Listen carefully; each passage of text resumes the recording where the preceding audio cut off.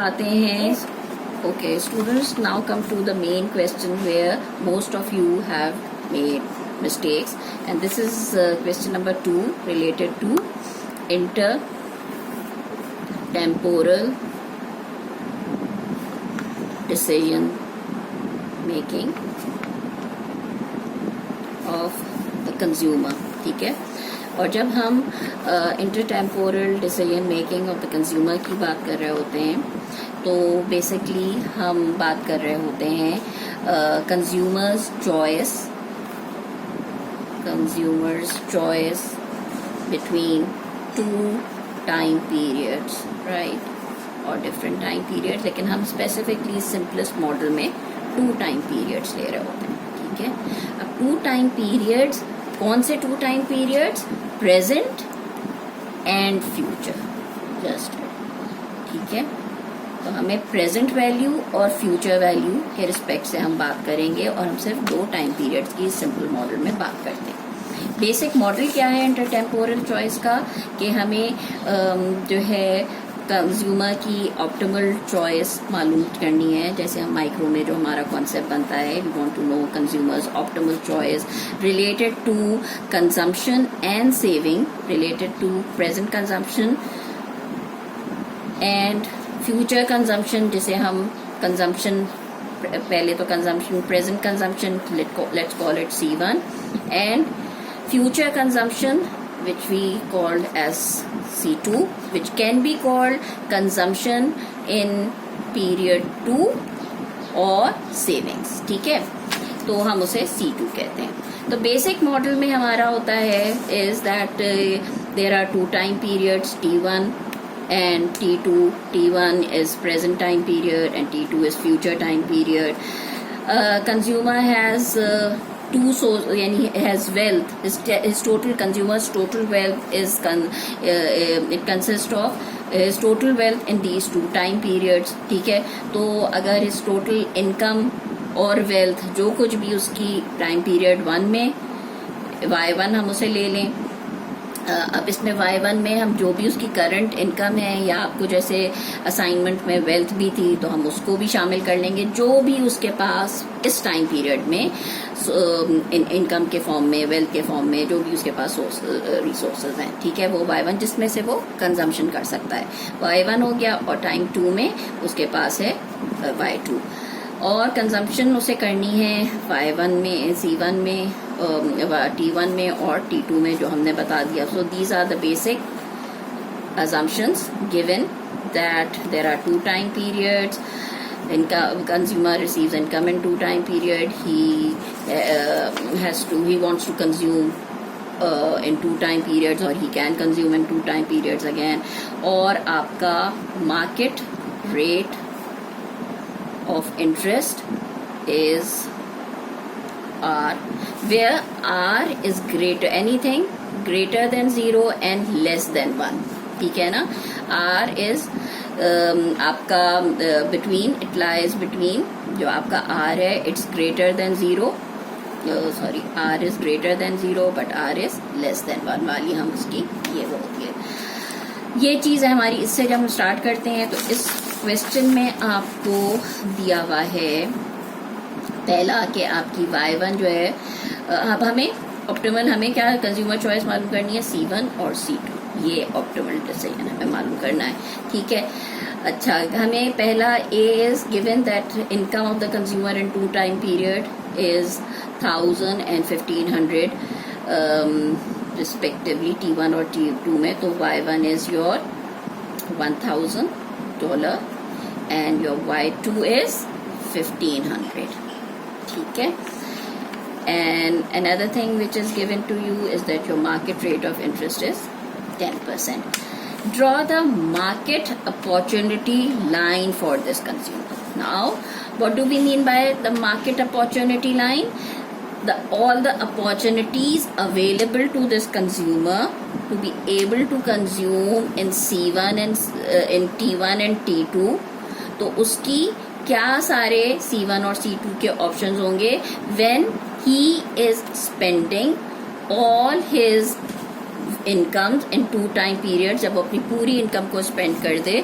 क्योंकि जैसे आपने माइक्रो में भी कंज्यूमर थ्योरी के उससे, जब कंज्यूमर चॉइस में हम ने ये बेसिक कॉन्सेप्ट लर्न करते हैं कि कंज्यूमर हाईएस्ट इंडिफरेंस कर्व, अपनी जो प्रेफर्ड बंडल को they can only reach by spending all there income. तो वो अपनी टोटल इनकम को स्पेंड करके उनका मोस्ट वो हाईएस्ट C1 और C2 का अचीवेबल पॉइंट हम इस तरह से ऑब्टेन कर सकते हैं। तो हमारा हमने इसे अगर हम ग्राफ करें तो on x axis we are taking C1 which is consumption in period 1 and on y axis we are taking consumption in period 2।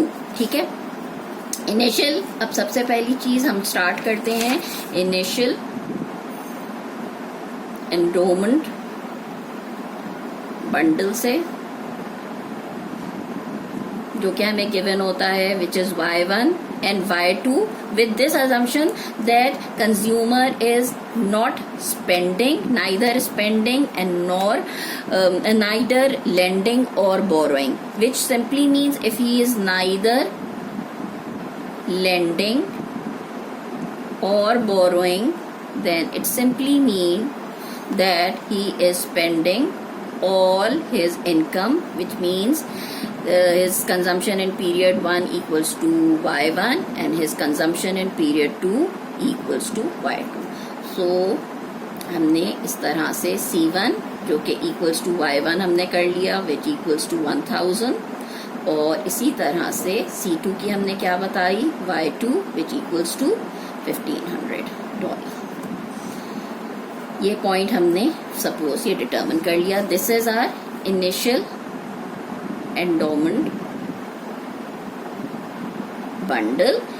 खास बात क्या होती है इनिशियल एंडोमेंट बंडल की, कि अब कोई भी लाइन हम ड्रॉ करेंगे जो कि चाहे वो फाइनेंशियल मार्केट एग्जिस्ट कर रही है या नहीं एग्जिस्ट कर रही है, वो इस पॉइंट से होती भी जाएगी। ठीक है, अब हमें गिवन अगर तो फाइनेंशियल मार्केट नहीं होती तो अब हमें जो लाइन अगर जैसे बनानी है तो उसका मतलब है कि हमें y इंटरसेप्ट और x इंटरसेप्ट मालूम करके ये MOL लाइन ड्रॉ करनी है। तो in the absence of financial market वो मैक्सिमम कितना कंज्यूम कर सकता था C1 में, मैक्सिमम C1 में वो जाहिर है C1 अगर वो हम कहते हैं कि फाइनेंशियल मार्केट तो नहीं है, लेकिन क्योंकि उसकी टोटल वेल्थ तो दोनों टाइम पीरियड्स की वेल्थ से मिलकर बनती है। टोटल वेल्थ क्या है, total wealth equals to income in time period 1 and income in time period 2। वो सिर्फ एक पीरियड की इनकम से नहीं बन रही है। तो वो मैक्सिमम कंजम्पशन इन पीरियड 1 में क्या कर सकता होता, अगर वो कोई फाइनेंशियल मार्केट उसे कोई अपॉर्चुनिटी कॉस्ट नहीं होती या कोई रिटर्न नहीं होता उसकी कंजम्पशन के डिसीजंस पे से रिलेटेड, तो वो मैक्सिमम जो भी वो उसकी इनकम इन पीरियड 1 है उसको वो पूरी कंज्यूम कर देता, और वो अपनी पूरी जो उसकी इनकम इन पीरियड 2 होती उसको वो मैक्सिमम कंज्यूम कर सकता था। तो वो इतनी जो कि 2500 बन जाती है उस केस में। इसी तरह C2 को भी हम अगर ऐसे देखें तो वो y1 प्लस y2 होकर दोनों जो है वो आपकी 2500 हो जाती हैं, और ये एक इस तरह से आप MOL लाइन बना देते। लेकिन वो उस वक्त होता कि जब R0 होता और आपकी कोई R जो है वो यहाँ पे ग्रेटर देन 0 और लेस देन वाली 1 की कंडीशन नहीं। लेकिन हमें यहाँ पे गिवन है दैट योर R इज 10%। इसका मतलब ये है कि if the consumer borrows from his future income y2 में से अगर वो बोरो करेगा, ही विल इनकर an opportunity cost in shape of, जो हम डिस्काउंट फैक्टर करते हैं ना कि उसकी वैल्यू वो उसकी उसकी एक अपॉर्चुनिटी कॉस्ट होगी जो वो अपनी पैसा फ्यूचर से इधर ला रहा है, तो वो हमें उसे डिस्काउंट करना पड़ेगा बाय 1 प्लस R, क्योंकि he will be incurring an opportunity cost by not earning that rate of interest that he is foregoing by consuming from the income in period 2। तो वो उसकी वजह से जब हम प्रेजेंट वैल्यू निकालेंगे तो आपकी प्रेजेंट वैल्यू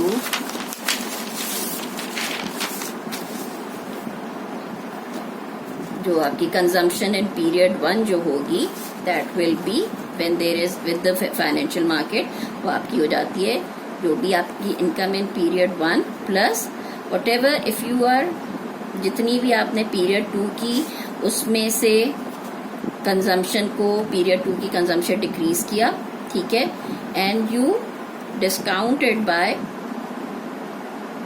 जो भी आपका रेट ऑफ इंटरेस्ट है, और या आप इसे 1/1 प्लस आर से मल्टीप्लाई करेंगे, ठीक है। अब जब हम एक्स इंटरसेप्ट की जब बात कर रहे होते हैं या वाई इंटरसेप्ट की बात कर रहे होते हैं, तो हम उस वक्त ये जो भी दूसरे इंटरसेप्ट पे वैल्यू होती है, for example if you are talking about C1 to find the maximum value, we assume that your C2 और y axis value is equal to 0।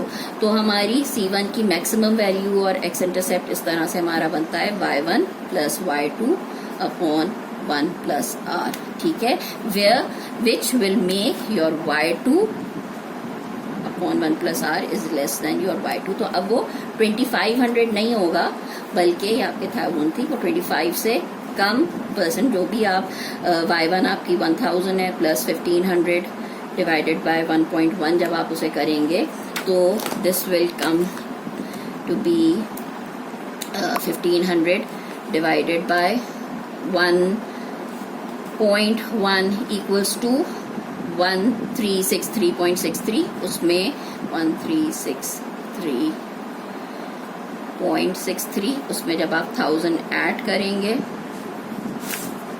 तो आपका C1 क्या हो जाएगा, प्लस 1000, इट विल बी 2363.6 हम उसे कर लेते हैं, ठीक है, या हम 2364 भी उसे कर सकते हैं, राउंड ऑफ कर लें। तो it will not be 2500, this will be your with 10% interest rate, ये आपका इनिशियल एंडोमेंट बंडल 1000 एंड 1500। तो आपकी C1 क्या मैक्सिमम है, एक्स इंटरसेप्ट क्या बना 2363.6, ठीक है।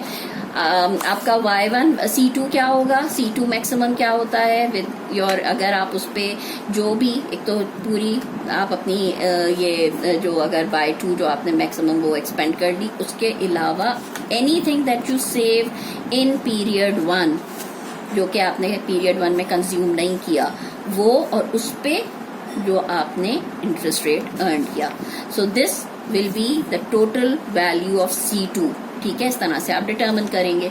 तो C2 की again to find the y intercept, उसकी maximum value considering taking your C1 as equal to 0, हमारी C2 की मैक्सिमम वैल्यू और C2 y इंटरसेप्ट हमारा क्या बना, y2 plus y1 into 1 plus r।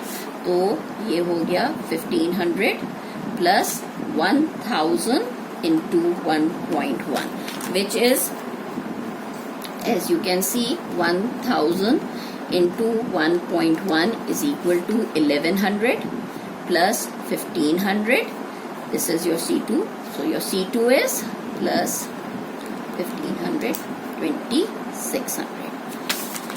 तो ये आपका 2600 हो गया. And this, when you join these two with passing from this initial endowment, this will be your market opportunity line.